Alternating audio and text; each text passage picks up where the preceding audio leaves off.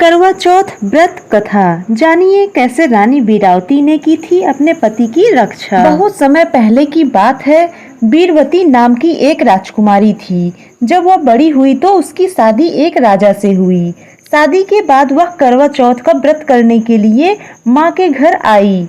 बीरवती ने भोर होने के साथ ही करवा चौथ का व्रत शुरू कर दिया। बीरवती बहुत ही कोमल व नाजुक थी। वह व्रत की कठोरता सहन नहीं कर सकी। शाम होते होते उसे बहुत कमजोरी महसूस होने लगी और वह बेहोश सी हो गई। उसके 7 भाई थे और उसका बहुत ध्यान रखते थे। उन्होंने उसका व्रत तुड़वा देना ही ठीक समझा। उन्होंने पहाड़ी पर आग लगाई और उसे चांद निकला बताकर वीरवती का व्रत तुड़वाकर भोजन करवा दिया। जैसे ही वीरवती ने खाना खाया, उसे अपने पति की मृत्यु का समाचार मिला। उसे बड़ा दुख हुआ और वह पति के घर जाने के लिए रवाना हुई। रास्ते में उसे शिव जी और पार्वती जी मिले। माता ने उसे बताया कि उसने झूठा चाँद देखकर करवा चौथ का व्रत तोड़ा है, इसी वजह से उसके पति की मृत्यु हो गई।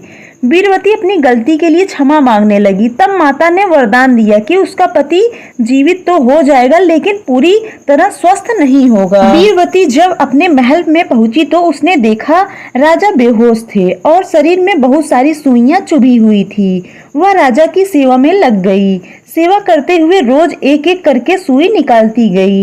1 वर्ष बीत गया। अब करवा चौथ के दिन बेहोश राजा के शरीर में सिर्फ एक सुई बची। रानी वीरवती ने करवा चौथ का कड़ा व्रत रखा। वह अपनी पसंद का करवा लेने बाजार गईं। पीछे से एक दासी ने राजा के शरीर से आखिरी सुई निकाल दी। राजा को होश आया तो उसने दासी को ही रानी समझ लिया। जब रानी बीरवती वापस लौटकर आई तो उसे दासी बना दिया गया। तब भी रानी ने चौथ के व्रत का पालन पूरे विश्वास से किया। एक दिन राजा किसी दूसरे राज्य जाने के लिए रवाना हो रहे थे। उसने दासी बीरवती से भी पूछ लिया कि उसे कुछ मंगवाना है क्या। बीरवती ने राजा को एक जैसी 2 गुड़िया लाने के लिए कहा। राजा एक जैसी 2 गुड़िया ले आए। बीरवती हमेशा गीत गाने लगी। रोली की गोली हो गई, गोली की रोली हो गई, जिसका मतलब था रानी दासी बन गई, दासी रानी बन गई। लेकिन राजा को समझ में ये सब नहीं आता था।